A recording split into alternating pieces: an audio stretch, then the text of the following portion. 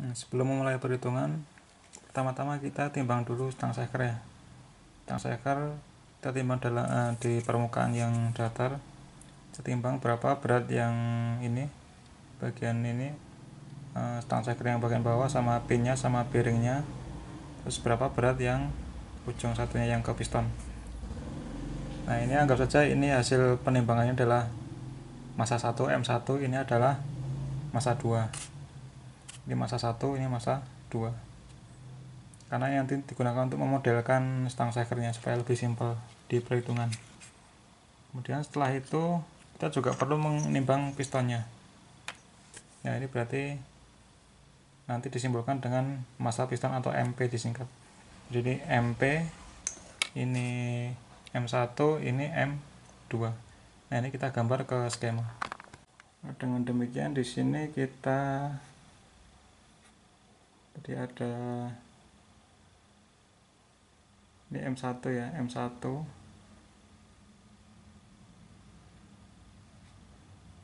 Jadi ini M1 tambah piston karena piston juga di sini nempelnya. Sekarang ini adalah M2. Ini adalah berat setelah penimbangan tadi yang bagian big N, ini adalah yang small n atau ujung stang shaker yang atas, dan juga ditambahkan dengan massa dari piston.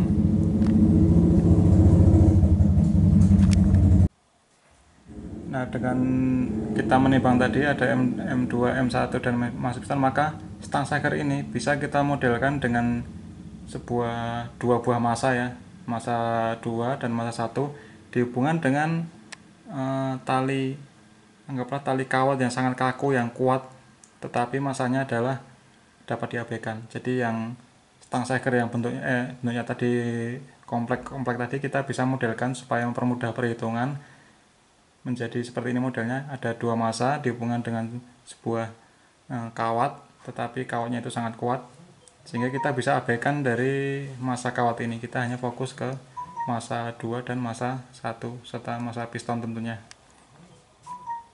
Nah, dari sini kita bisa menghitung gaya sentrifugal yang terjadi pada kruk as, yaitu dari massa 2. Nah, anggap saja ini disebut dengan ini M2 ya. Maka di sini muncul gaya sentrifugal. Singkat aja FB.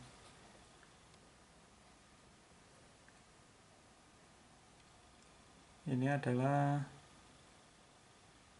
M2 omega kuadrat dari R-nya ini. Sekarang titik A, titik B, ini titik C.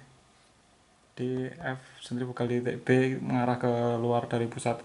Itu karena kita sudah timbang tadi ya M2 nya, maka sentrifugalnya adalah massa 2 tadi yang kita timbang kalikan kecepatan putar poros engkol kalikan jari-jari titik pen yang big N sama pusatnya. Jadi saya ulangi lagi. Jadi gaya yang perlu kita hitung adalah pertama gaya sentrifugal. Ini kita udah ketemu ya sentrifugalnya. Jadi selama kita tahu kecepatan putarnya maka kita tahu gaya sentrifugalnya. Kemudian yang kedua dan ketiga adalah gaya primer dan sekunder. Nah, ini gaya primer dan sekunder seperti yang kita bahas tadi bahwa ini disebabkan karena gerakan piston ini. Jadi mempercepat, melambat, mencepat, cepat, lambat, nah itu karena gerakan piston, karena gerakan translasi, gerakan lurus atau gerakan linear. Nah, maka untuk mencari gaya primer dan sekunder kita harus cari persamaan gerak dari piston ini. Persamaan gerak, nanti dari persamaan gerak kita turunkan ke persamaan kecepatan. Dari awalnya gerak kita turunkan menjadi kecepatan, kita turunkan lagi dari ke percepatan. Nah, dengan diketahui percepatan maka kita bisa menghitung gayanya, di mana gaya sama dengan massa kalikan percepatan. Kita akan coba turunkan rumus persamaan gerak dari piston ini. Tetapi sebelumnya kita beri simbol dulu tentang gaya-gayanya. Gaya sentrifugal itu disimbolkan dengan FB, ini adalah ini arahnya. Kemudian gaya primer atau primary force kita simbolkan dengan FP1. Kemudian gaya sekunder atau secondary force kita simbolkan dengan Fp2. Nah, kita akan memulai untuk mencari persamaan gerak dari piston. Perhatikan bahwa ketika tetanya itu 0, X ini posisinya, maka piston akan mencapai top dead center. Jadi titik ini akan mencapai di sini. Nah, ini kita anggapnya sebagai titik nolnya. Jadi arah gerakan X-nya nanti arah kiri. Jadi ini 0, ke kiri itu berapa mili, nanti balik lagi ke 0, sana berapa mili, 0 lagi gitu. Jadi titik acuannya adalah sini. Nah, oleh karena itu, karena ini titik nolnya, titik 0 ini bisa kita hitung dengan cara ketika tetanya 0 berarti jarak antara pusat dari crankshaft atau truk as ke top dead center itu adalah jari-jari ini R ditambah dengan L. Karena dia tetanya 0, maka ini ke sini adalah R nya, kemudian dari sini ke top dead center adalah L. Jadi ini adalah yang TDC adalah R tambah L.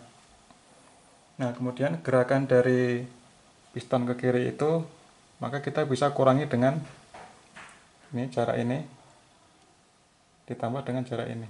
Jadi jaraknya piston ini sepanjang sini, ini adalah fungsi X, nanti X nya itu adalah R plus L dikurangi dengan ini dan ini.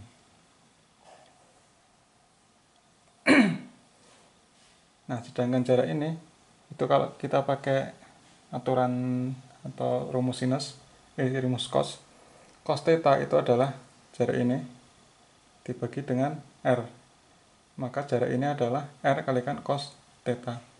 Demikian pula dengan ini, jarak antara sini ke sini kita pakai rumus cos pi, ini pi ya, pi itu sama dengan yang datar ini dibagi dengan L. Nah, maka jarak ini adalah L kalikan cos pi. Nah, kalau kita gambarkan ke persamaan matematik, X artinya ini ya, jarak dari sini ke pistonnya, ke titik pusat piston, itu adalah R plus L dikurangi dengan R cos theta tambah L cos pi. Jadi ini adalah R tambah L dikurangi R cos theta tambah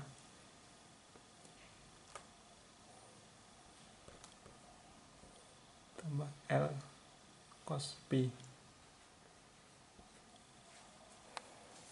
Nah, ini ada theta, variabel theta, sudut ini ada variabel sudut pi. Sudut pi adalah sudut antara L dengan garis datarnya.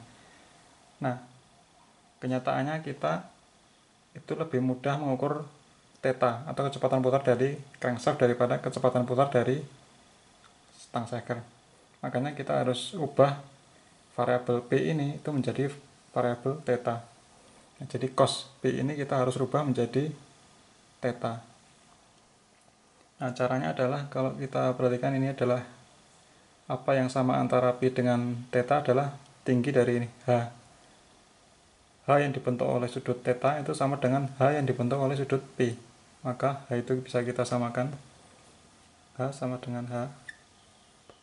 Karena theta ini maka kita pakai aturan sin, dimana sin theta itulah H per R, maka H adalah R kalikan sin theta. Demikian juga dengan P.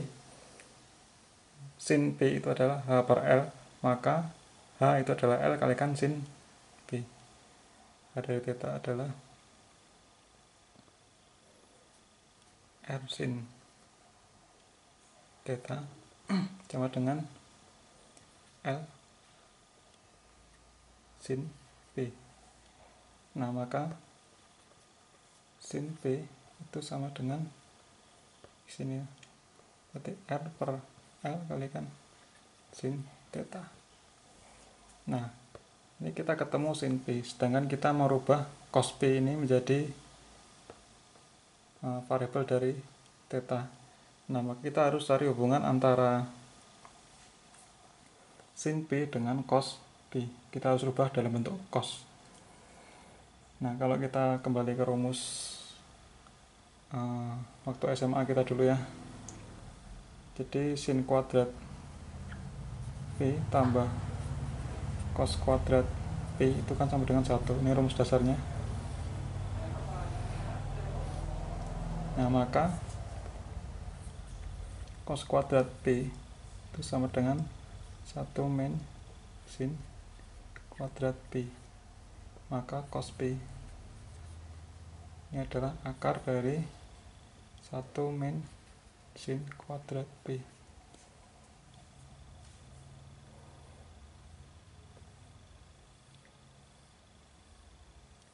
Nah, sin P-nya ini kita masukkan ke sini. Maka menjadi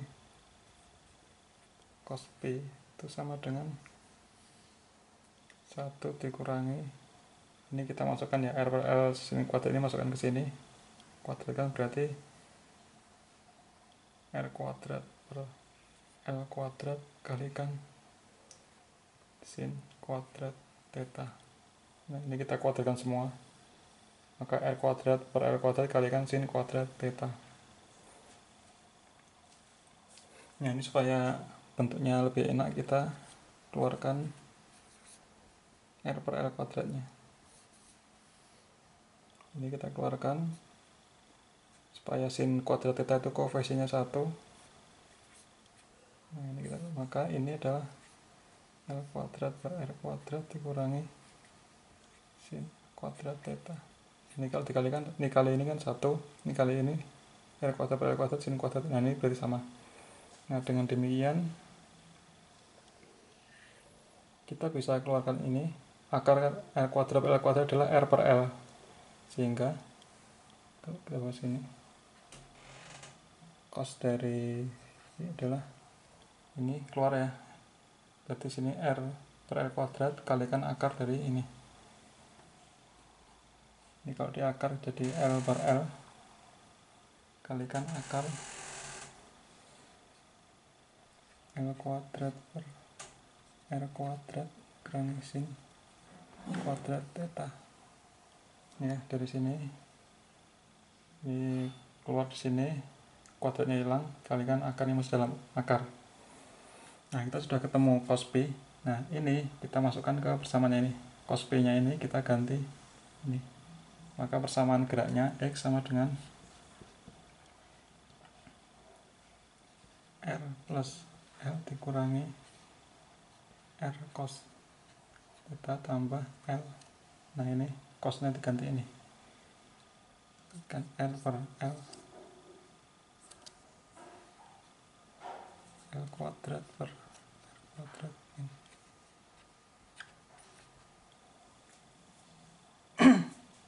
Nah, ini kita bisa coret. Kemudian ini kita akar ini kita ganti pangkat setengah supaya nanti penurunnya gampang. R plus L dikurangi R cos theta tambah R ini kita ganti dalam kurung.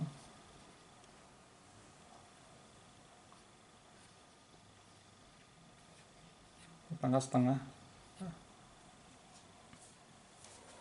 Nah, sekarang kita sudah tahu persamaan geraknya ini X, persamaan gerak di mana X nya itu ke sana, balik lagi ke 0, sana balik lagi ke 0. Nah, ini persamaannya ini.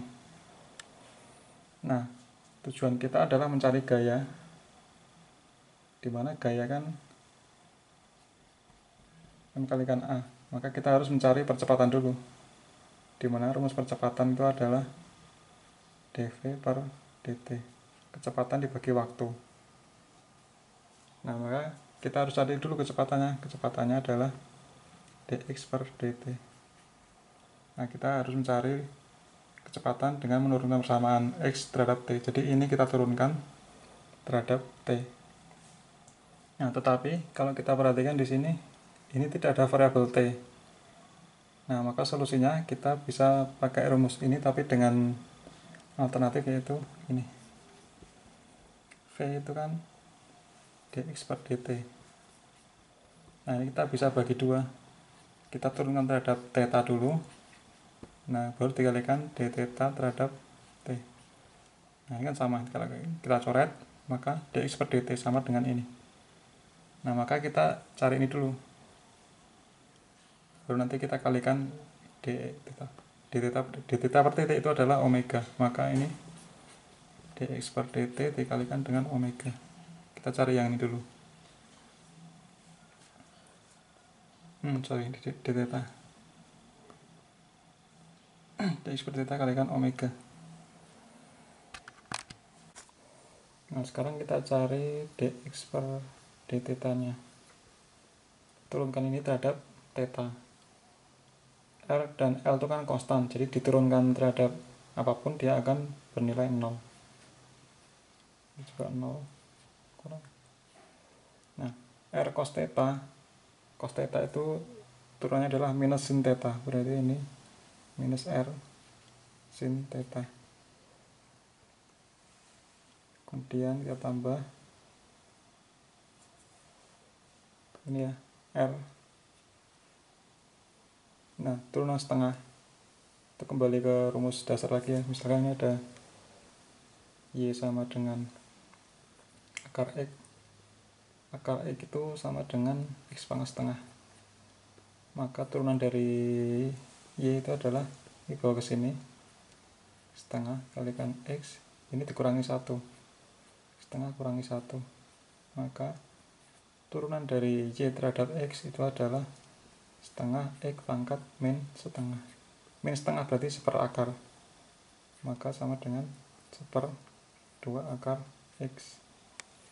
Nah sebenarnya ini kalikan turunan X, karena turunan X itu adalah dx, X per dx itu adalah 1, maka ini 1. Nah berarti dari akar X diturunkan menjadi seper 2 akar X, kalikan turunan dari X ini dalam hal ini 1. Nah sekarang sama, ini pangkat setengah, ini kita tulis dulu koefisiennya R, sama dengan 2 akar dari L kuadrat per R kuadrat. Nah kita pakai pangkat setengah aja.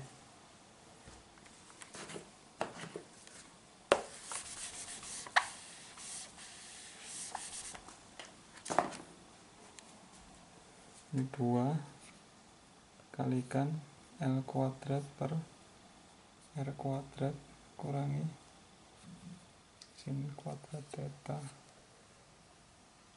pangkat setengah dikali dengan ini turunannya dari, kalau dalam ini turunan X, kalau ini turunan dari ini, kalau ini turunannya kan konstan adalah 0, dengan turunan dari minus sin kuadrat X adalah sin adalah cos, karena ini kuadrat maka ini ada minus ya, minus 2 turunan 2 sin theta dikalikan turunan dari sin theta adalah cos. Jadi ini min 2 sin theta dikalikan turunan dari sin theta adalah cos theta. Ini dikali ya, bukan ini, kalikan minus.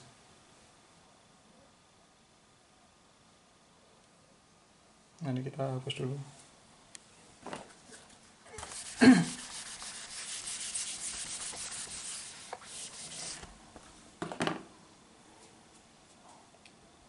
Maka dx per d theta itu sama dengan ini, minus kalikan minus berarti plus R sin theta. Ini kan minus kalikan minus berarti plus juga ya, plus R 2 sin theta kalikan cos theta dibagi dengan 2 akar dari L kuadrat per L kuadrat kurang sin kuadrat theta.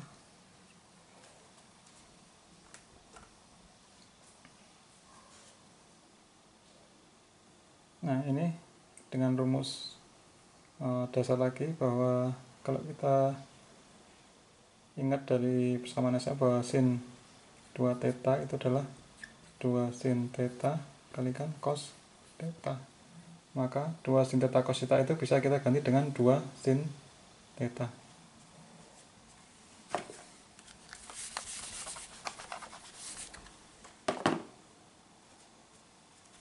Maka dx per d theta itu sama dengan r sin theta tambah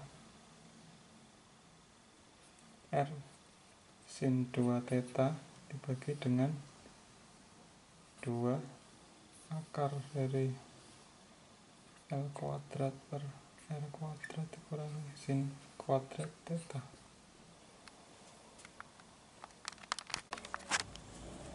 Nah, persamaan ini bisa kita sederhanakan.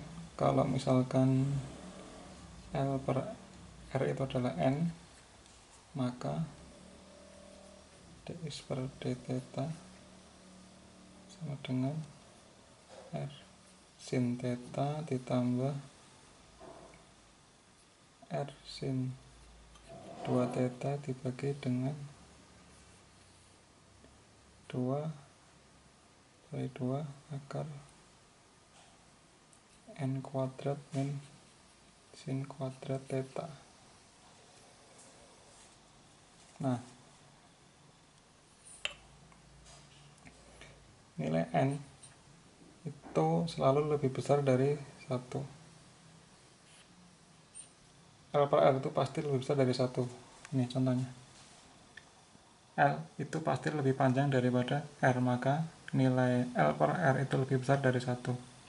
Karena nggak mungkin L itu lebih kecil atau sama dengan R. Nanti kalau misalkan sama, ketika dia posisi di belakang sini, maka ini piston akan bisa mentok bisa natap di ini di krokasnya. Maka ini L itu pasti lebih besar daripada R.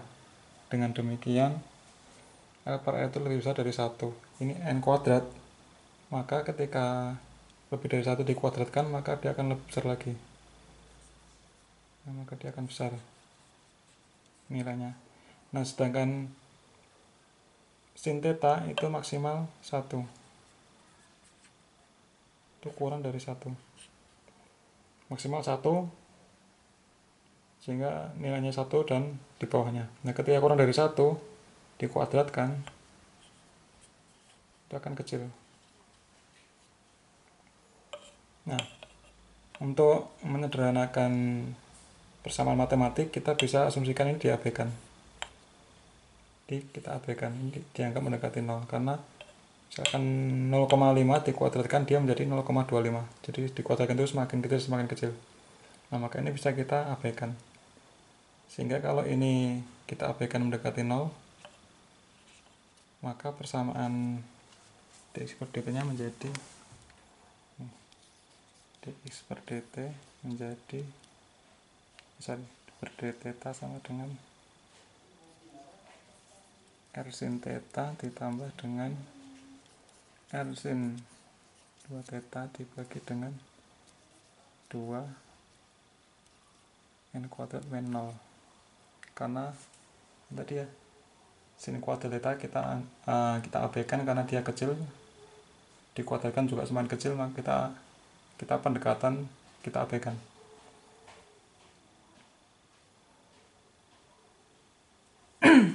Nah, dengan demikian persamaan menjadi dx per d theta sama dengan R sin theta tambah R sin 2 theta 2 kalikan N.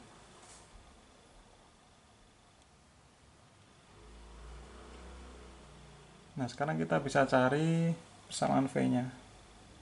Ini lagi bahwa dV itu adalah dx per dt d theta kalikan d theta per dt. Ini adalah omega dx per d theta kalikan omega. Sedangkan dx per d theta itu adalah ini. Maka ketika ini dikalikan omega, kita dapat kecepatan. Tulis. Ini kalikan omega berarti omega r sin theta tambah omega r per 2n kalikan sin 2 theta.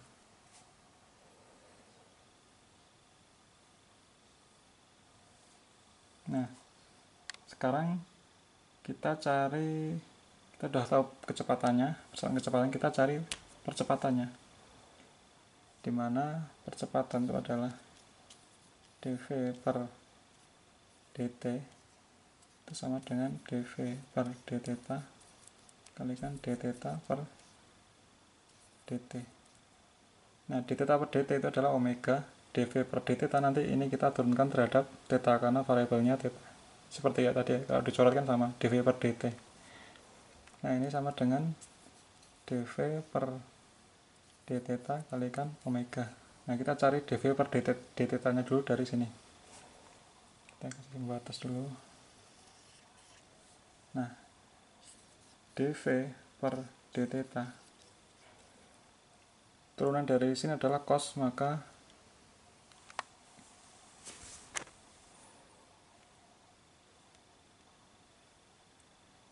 kita turunkan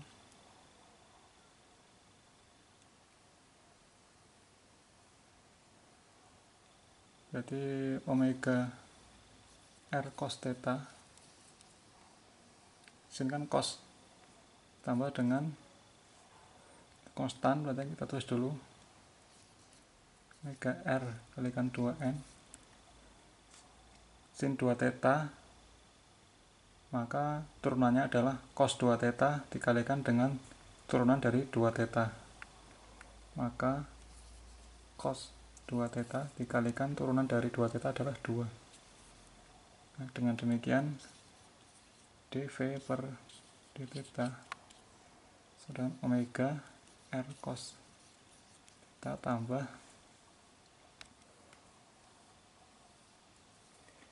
ini 2 bisa kita coret ya, maka omega r bagi n kalikan cos 2 theta. Nah, ini adalah dv per d theta. Nah, untuk mencari percepatan, maka dv per d theta ini harus kita kalikan dengan omega. Berarti ini kita kalikan omega menjadi a. A sama dengan kalikan omega, berarti jadi omega kuadrat r cos theta ditambah dengan kalikan omega kuadrat r per n kalikan cos 2 theta. Nah, ini persamaan akhir percepatannya. Nah, sekarang karena kita sudah ketahui percepatan, kita tinggal menghitung gaya dengan mengalihkan ini dengan masanya, sehingga gayanya adalah m kalikan a. Nah, sekarang kita harus tahu m nya itu yang mana. Kalau kita kembali ke gambar atas, m nya ini karena arah fp1 yang gaya primer maupun gaya sekunder itu arahnya baik ke kanan atau kiri, yang jelas dia searah dengan gerakan pistonnya, maka masanya itu adalah massa piston ditambah dengan massa 1. Massa 1 itu adalah sebagian dari massa stang shaker yang kita timbang, yang ditumpu di pennya piston ini, sehingga massa yang kita masukkan ke dalam perhitungan gaya adalah massa piston ditambah dengan massa 1. Jadi di sini massa 1 tambah massa piston kalikan dengan A. Nah, ini A nya itu yang ini tadi, yang ini. Berarti ini tinggal dikalikan M1 plus MP, ini juga M1 plus MP. Maka kalikan ini omega kuadrat R cos theta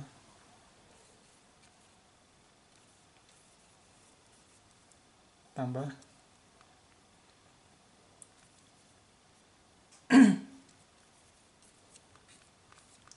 kalikan ini omega kuadrat R per N cos theta. Tidak cukup ya, saya tulis di sini omega kuadrat R per N cos 2 theta. Nah, ini bisa kita bagi, yang ini itu adalah gaya primer, sedangkan yang ini adalah gaya sekunder. Ini adalah FP1, ini adalah FP2. Nah, maka FP1 nya kalau kita pisahkan itu adalah M1 tambah MP omega kuadrat kalikan R cos theta, sedangkan FP2 itu adalah M1 tambah MP kalikan omega kuadrat R per N kalikan cos 2 theta. Nah, inilah hasil akhir perhitungan gaya.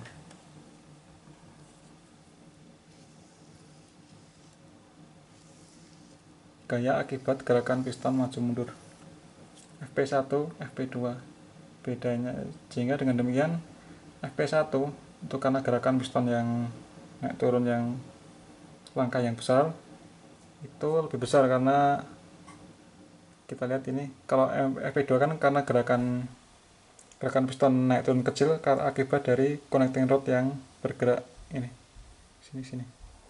Nah, kalau kita lihat FP2 itu lebih kecil dibanding dengan FP1, karena FP2 itu ada pembaginya yaitu N, dimana N itu lebih besar daripada 1.